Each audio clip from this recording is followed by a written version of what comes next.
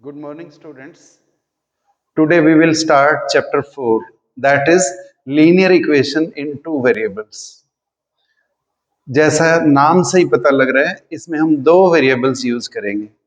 Generally हम x और y use करते हैं. तो फर्स्ट सम हम शुरू करते हैं. Cost of a notebook is twice the cost of a pen. Write a linear equation in two variables to represent this situation. Take cost of a notebook to be rupees x and that of a pen to be rupees y. इसमें हमारे को बताया गया है कि notebook की cost pen की cost से डबल है, ट्वाइस है, और इसको आपको लीनियर इक्वेशन के अंदर शो करना है. नोटबुक की कॉस्ट को आपने रुपीज एक्स लेना है, पेन की कॉस्ट को आपने रुपीज वाई लेना है. तो स्टार्ट करते हैं. Cost of notebook rupees X, cost of pen rupees Y. अब हम अकॉर्डिंग टू द क्वेश्चन इस सम को, इन दोनों चीजों को कंपेयर करते हैं according to the given question.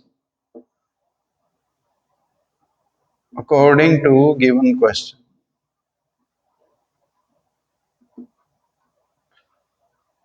Equation बनाने का मतलब हमें बीच में इक्वल का निशान डालना है. एक तरफ हम नोटबुक की कॉस्ट को रखते हैं, एक तरफ हम पेन की कॉस्ट को रखते हैं. इन दोनों को अब हम इक्वल करेंगे. तो देखो आप, नोटबुक की कॉस्ट डबल है, ये कॉस्ट डबल है इससे, मतलब ये ज्यादा है, it is more, and this one is less. Notebook की कॉस्ट डबल है, ये उससे डबल है, तो इसको हम 2 से मल्टीप्लाई कर देते हैं. तो अब ये दोनों इक्वल हो गई. पहले नोटबुक की कॉस्ट ज्यादा थी, पेन की कॉस्ट कम थी. जो ही हमने पेन को 2 से मल्टीप्लाई किया, दोनों की कॉस्ट इक्वल हो गई. तो अब आपकी इक्वेशन बन गई x minus 2y is equal to 0. तो this is the way you will do sum number 1. Let's do sum number 2. Express the following linear equations in the form ax plus by plus c equals to 0 and indicate the values of a, b and c in each case. अब जो भी equation आपको मिलेगी उसको हमें इस shape में लिखना है. ax plus by plus c equals to 0. Equal to के बाद 0 होना चाहिए. उसके बाद हमारे को a, b और c की वैल्यू भी बतानी है. तो देखो आप, पहले हम इस शेप में लिखते हैं इस स्टेटमेंट को. तो in the form of ax plus by plus c is equal to 0. अगर हम इसको लिखेंगे तो ये हो जाएगा 2x प्लस 5y. क्योंकि इक्वल टू के बाद 0 होना चाहिए, तो ये 9.35 बार इधर लेके आएंगे. ट्रांसपोज करेंगे तो इसका सिंबल चेंज हो जाएगा. इस साइड से इस साइड में लाएंगे तो ये बन जाएगा माइनस 9.35 बार इक्वल्स टू 0. तो अब ये हमारी शेप तैयार हो गई, ax plus by plus c equals to 0. अब देखो, x के साथ जो कोफिशिएंट है वो हमारा a है, y के साथ कोफिशिएंट है वो b है, और जो कांस्टेंट टर्म है जो बिना x y के वो हमारा c है. तो यहां पर a हमारा हो गया 2, x के साथ है, y के साथ हमारा b है, दैट इज 5. कांस्टेंट टर्म हमारी c है, तो माइनस 9.35 बार. तो पहले हमने इसको शेप में लिखा, ax plus by plus c equals to 0. Equal to के बाद 0 चाहिए, तो ये 9.35 बार हमने इसकी साइड बदल दी, साइड बदल के इस साइड में ले आई. तो प्लस का नंबर इधर आके माइनस में हो गया, इक्वल टू के बाद 0 आ गया. तो ये शेप हमारी होगी ax plus by plus c equals to 0 की शेप. x के साथ जो कोफिशिएंट है वो a है, तो x के साथ हमारा 2 है, तो a इज 2. y के साथ कोफिशिएंट b है, तो b इज 5. और जो कांस्टेंट टर्म है बिना एक्स वाई के साथ है वो हमारा सी है। तो सी बन गया -9.35 बार। तो let's do part number 2। It is x minus y upon 5 minus 10 equal to 0। अगर हम इसको ax plus b y plus c equal to 0 की शेप में लिखें तो ये यही रह जाएगा, in the form of ax plus b y plus c is equal to 0। Equal to के बाद 0 होना चाहिए, इसमें भी इक्वल टू के बाद 0 ही है। It means the given equation is in the form of ax plus b y plus c equal to 0। तो यही शेप रह गई।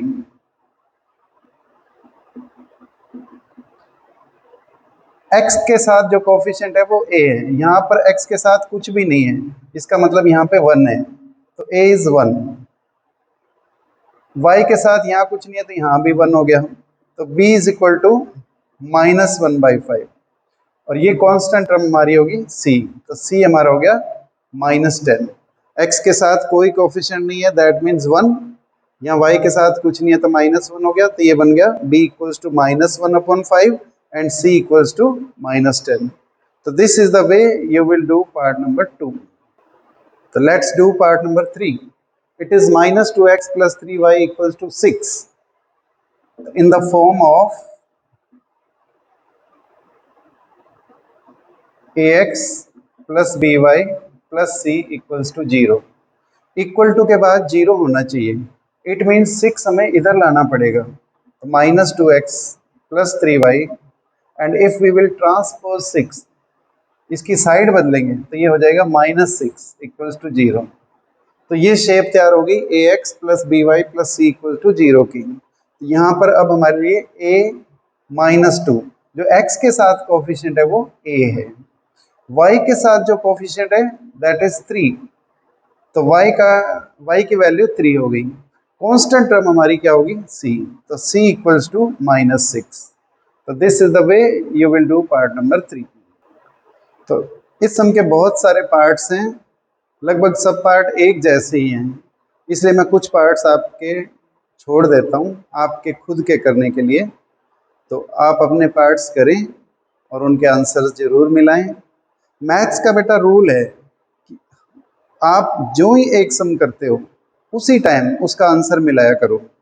As soon as you finish the sum you should check your answer. तो next sum करने से पहले पिछले सम का आंसर जरूर चेक किया करो। तो पार्ट नंबर 5 करते हैं। इन द फॉर्म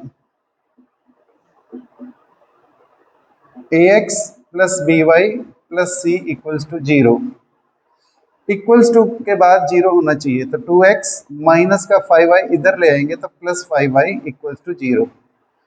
तो अब a हमारा हो गया 2, x के साथ है a, y के साथ है b, तो b हमारा हो गया b हमारा हो गया 5। कांस्टेंट टर्म होता है c, कांस्टेंट टर्म यहाँ पर है ही नहीं है का मतलब 0, तो c इज 0। कांस्टेंट टर्म क्योंकि दिख ही नहीं रही है तो वो हमने लिख दी 0। तो this is the way you will do part number 5। तो let's do the next part number 7।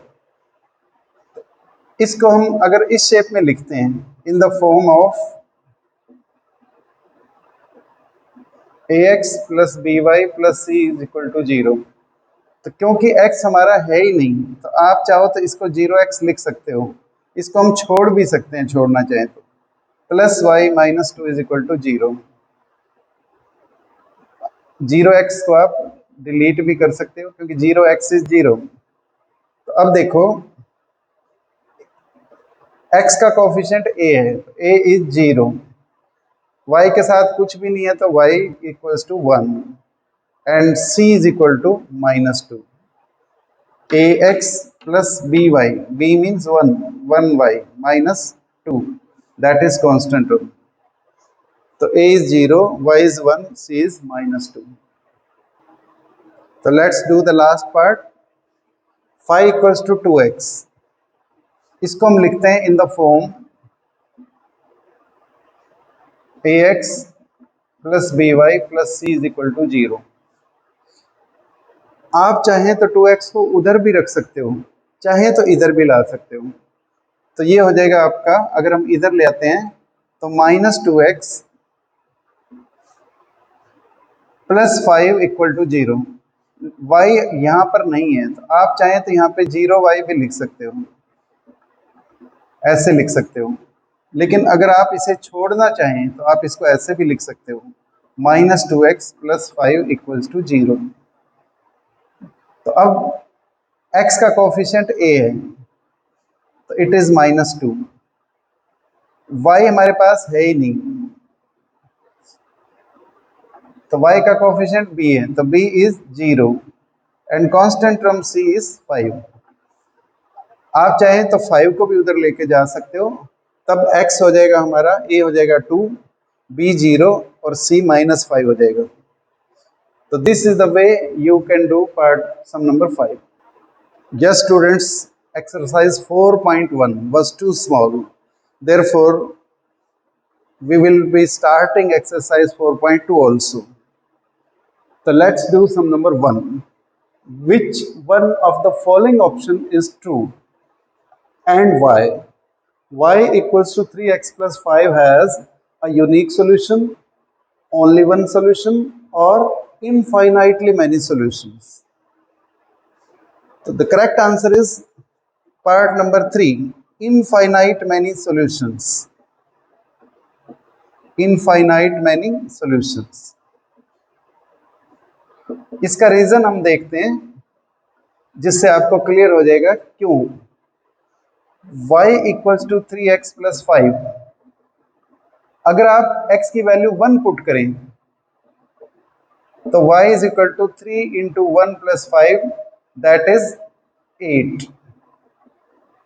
अगर हम y की वैल्यू 2 पुट कर दें, अगर हम y की वैल्यू पुट 2 कर देते हैं, x की वैल्यू 2 पुट कर देते हैं, तो y is equal to 3 × 2 + 5, that is 6 + 5 11। अगर हम x की वैल्यू चेंज कर देते हैं, 10 कर देते हैं, पुट x इक्वल्स टू 10, तो y की वैल्यू हो जाएगी 3 × 10 + 5, 30 + 5, दैट इज 35। तो आप क्या देख रहे हो, हम x की वैल्यू 1 पुट कर रहे हैं, आंसर आया 8। x की वैल्यू 2 पुट कर रहे हैं, आंसर आया 11। x की वैल्यू हमने 10 पुट करी, तो आंसर आया 35। इसी तरह से हम x की वैल्यू कुछ भी पुट कर सकते हैं, -1, -1/2, 3/4, 100, 1000, 10,000। तो जैसे ही हम x की वैल्यू चेंज करेंगे, y की वैल्यू चेंज हो जाएगी, तो आंसर हमारे चेंज होते रहेंगे। तो इसीलिए y equal to 3x plus 5 has infinitely many solution, and the reason is because for each new value of x there will be a new value of y.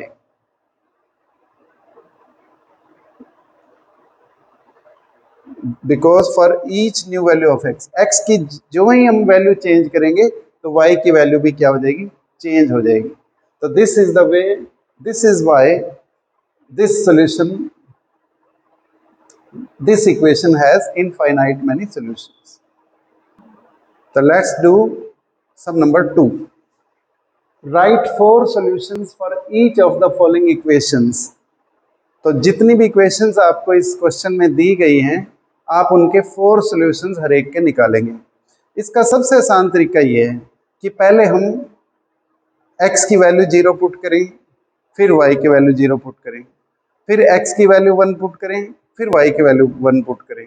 इससे हमारे को नए सॉल्यूशंस मिलते रहेंगे। तो क्यों, अगर हम सारे स्टूडेंट्स एक ही वे में क्वेश्चन करेंगे तो हमारे सबके आंसर भी सेम आएंगे। तो इसलिए ऐसे क्वेश्चन में हम क्या करें, सबसे पहले हम क्या करें, put x equals to 0, x की वैल्यू 0 पुट करी, तो ये हो गया 2 × 0 + y इज इक्वल टू 7।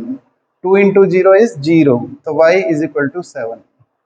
तो हम एक टेबल बना लेते हैं 4 सॉल्यूशन का। ये 1 2 3 4 x एंड y। तो जब हमने x की वैल्यू 0 पुट करी तो y की वैल्यू 7 आई। अब हम y की वैल्यू 0 पुट कर लेते हैं, तो ये हो जाएगा 2x प्लस वाई की जगह पे 0 इज इक्वल टू 7। तो 2x is equal to 7, x is equal to 7/2। आप चाहे तो इसको 3.5 भी लिख सकते हो, 7.2 भी लिख सकते हो। तो जब y की वैल्यू हमने 0 पुट करी तो x की वैल्यू आई 3.5। आप चाहें तो इसे 7/2 भी लिख सकते हैं। Next, put x is equal to 1, x की वैल्यू 1 पुट करेंगे, तो ये हमारी इक्वेशन है 2x plus Y equal to 7। तो 2x plus y is equal to 7, x की जगह पर हम 1 पुट करते हैं तो y इज इक्वल टू 7। तो 2 plus y is equal to 7, y is equal to 7 minus 2, y is equal to 5। ठीक है, तो जब हमने x की वैल्यू 1 पुट करी है तो y कितना है हमारा 5। एक सोल्यूशन हमारा रह गया, ये यहाँ पे पुट x इक्वल टू 1 यहाँ लिखें तो बेटर रहेगा, put x is equal to 1। फिर से लिखते हैं 2x plus y is equal to 7। अब हम y की वैल्यू 1 पुट करते हैं। पहले हमने क्या किया, x की वैल्यू 1 पुट करी, अब y की वैल्यू, तो put y is equal to 1। तो 2x plus 1 is equal to 7, 2x is equal to 7 minus 1, 2x is equal to 6। 2 into x is 6, तो x इज, ये मल्टीप्लाई का 2 उधर जाके डिवाइड हो जाएगा, तो x की वैल्यू आ गई 3। तो जब हमने y की वैल्यू 1 पुट करी तो x की वैल्यू है 3। तो ये 4 सॉल्यूशंस हमारे हो गई। x की वैल्यू ऊपर वाली साइड में, y की वैल्यू नीचे है। When x is 0, y is 7. When x is 3.5, y is 0. When x is 1, y is 5. When x is 3, y is 1. So this is the way you can find 4 solutions. Let's do one more part. इससे आपको ये ज़्यादा clear हो जाएगा। Write 4 solutions for each of the following equations. The equation is pi x plus y is equal to 9. तो वही तरीका अपनाएंगे हम। सबसे पहले x की वैल्यू 0 पुट करते हैं, put x is equal to 0।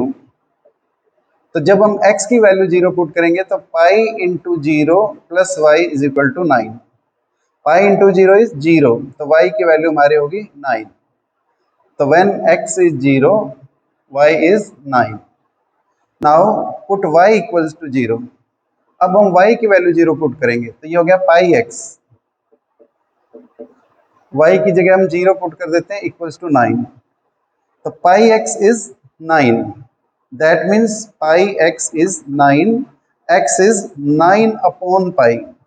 ये मल्टीप्लाई का पाई उधर जाके डिवाइड हो जाएगा, तो pi x is 9, x is 9 by pi. तो जब हम y की वैल्यू 0 पुट करते हैं तो x की वैल्यू है 9 upon pi. Equation is pi x plus y is equal to 9। अब हम x की वैल्यू 1 पुट करते हैं, put x is equal to 1। तो it is pi into 1 plus y is equal to 9। Pi into 1 is pi, pi plus y is equal to 9।